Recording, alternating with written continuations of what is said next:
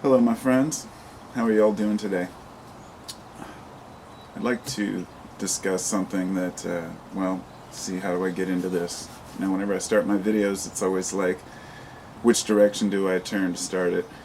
I guess, a lot of people might cut out the first part and then just go right into it, but, getting my groove on, it's like getting my footing, exercising before the hike. So, uh, anyhow, I made a video yesterday about science, and I've been in the house for the last hour or two painting signs for the March for Science this weekend.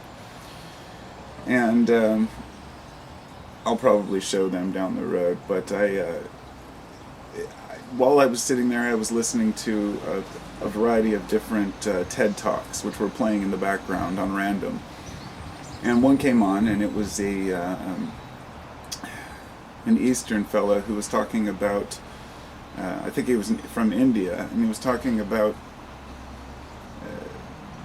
how science, how so many people in science, they just can't handle the fact that science can't prove certain things. And was talking about, say, like Max Planck, the founder of quantum physics, or quantum mechanics, who said that, basically that consciousness is the manifestation, if you will, or that consciousness comes before matter, that the universe appears to be a thought more than a mechanical machine, let's just say. And when we get into discussing this, the source of all things and the universal creation, we're all idiots on the same page. And there is not one person out there who is a moral authority or who is any type of authority or has any monopoly whatsoever on how things began or where they're going or why things exist at all. One of the famous quotes from, you hear a lot when people talk about science is to give us one miracle and we'll prove the rest.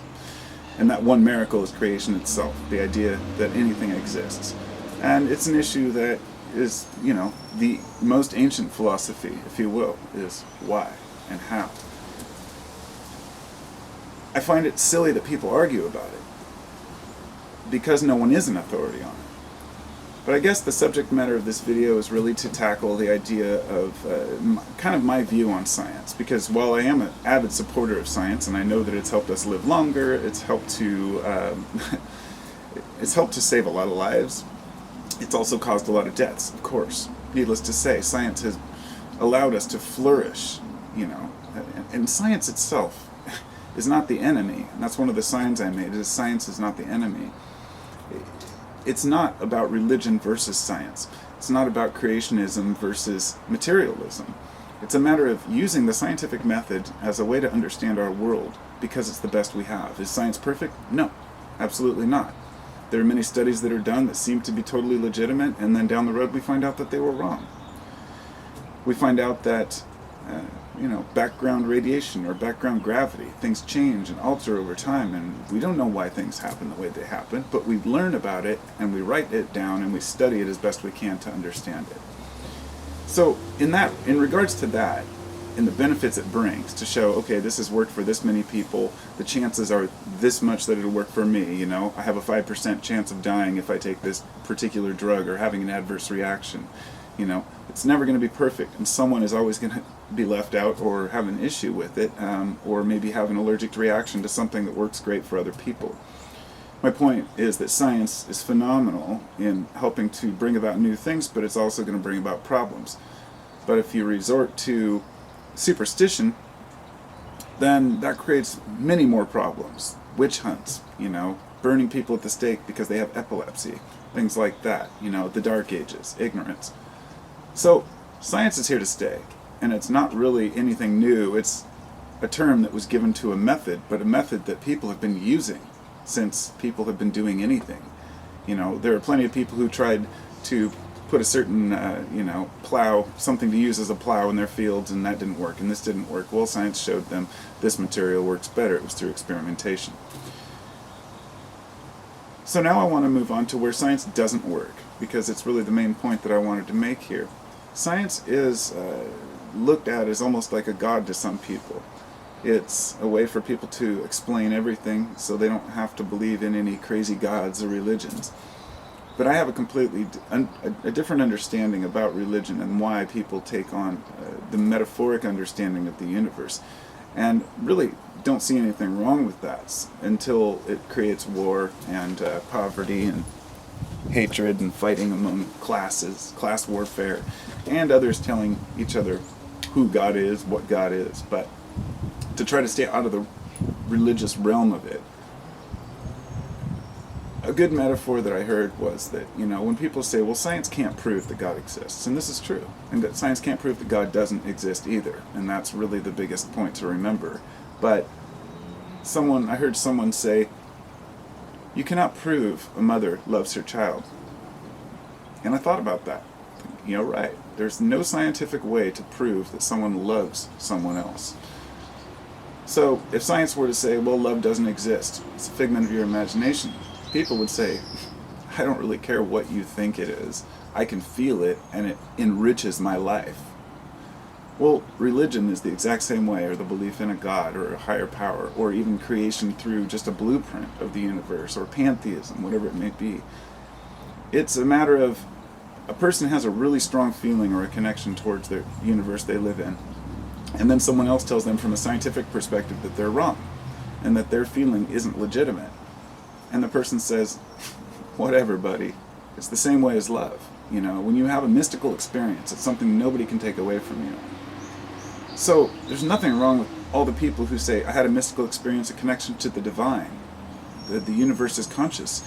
The problem comes when two people say, I had a mystical experience. And they say, but what God did you see? And when we start to argue over God, we get back to what I was saying at the beginning about the semantics and the wordplay of, what we think the meaning of life really is and where we come from. I don't sit and wonder about the Big Bang, or sit and wonder about what aliens may or may not have existed, or civilizations before us. All I see is this, as humans, the blueprint. Who are we? And what can we learn about our universe by utilizing the tools that we have at our disposal? And the tools are, science and religion as well. And religion is a way for people to explore deeper realms of their psyche. Now, I would consider taking psychedelics to be sacraments for me. And that's my religion, if you will. When I take psychedelics, I go into a state where I'm in a deeper understanding and a higher state of consciousness, which is funny because when people have said that through the years, that it's a higher state of consciousness, they're blown off as being like, oh, whatever, psychedelics just make you trip out and you think that you're in a higher state of consciousness. But recent studies have shown in brain scans that actually your brain is much more active in certain regions. But no matter how much science was thrown at showing people, look, psychedelics do this to your brain, it wouldn't matter. So here we have science telling people that it can activate your consciousness on a higher level, if you want to call it that. And then we also have people telling each other, yes, and actually the experience itself from a religious perspective is great. So we have science, and we have the mystical religious side of it to back up that these things work. And there are still people who will deny it and just say that they're useless drugs. And understanding that is things like that is what helps me to realize that you're never going to convince all the people from either side that you can come together in this realm. People aren't willing to look past their own point of view, and that's because they're scared. They're scared of being wrong. A lot of people are scared of being wrong. They don't want to find out that what they believed all their life or the delusion they created for themselves isn't true. But for me, the excitement is in learning new things, and finding out I was wrong is great because it means that I have learned that day something new. When we look at it like that and take the ego out of the equation, then we can start to pick up on new things. So using science to prove religion, fine, so be it. But if you're religious and you're ignoring science merely because you think it's the enemy, because it revealed some part of your religion maybe that's not true, such as, the beliefs that we have that the earth, that the sun revolves around the earth. These are things that we're benefit to learn that they aren't true, and it's okay to think in a more progressive way. It helps us all to grow. So, point being, in a nutshell, I guess that science and religion are both so intertwined in our lives that you can't eliminate either one, and we never will. So utilizing both of them for the benefit of all of us is really all we can do. And so I'm fascinated by scientific discoveries. I love brain science. I love technology, and I don't shun these things because, things like transhumanism or the future of genetic engineering or splicing or CRISPR gene therapy and changing, designer babies. These are all things that are just going to happen whether we like it or not. You cannot stop it from happening. So what we have to do is, like any tool, look at it and say, how do we use it in a safe, responsible, and constructive manner? All technology, but that's just one aspect of science. Science helps us with medicine. It helps us to understand each other, brain chemistry, and how we react to one another. So it has its place, but it doesn't dismiss religion. And those who are science-oriented shouldn't just dismiss religion outright merely because they don't agree with it. The problem isn't those who believe in God or a higher power. The problem is the dogma that's associated with many of these belief systems that people have been taught, that they know in their hearts and they know in their minds that a small portion of the people cannot all be right and everyone else wrong. But it's really hard for people not to hang on to that life preserver.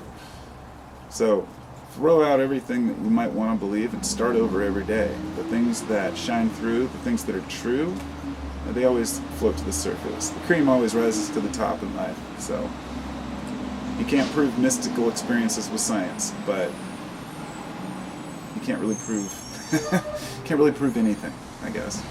That would be my point.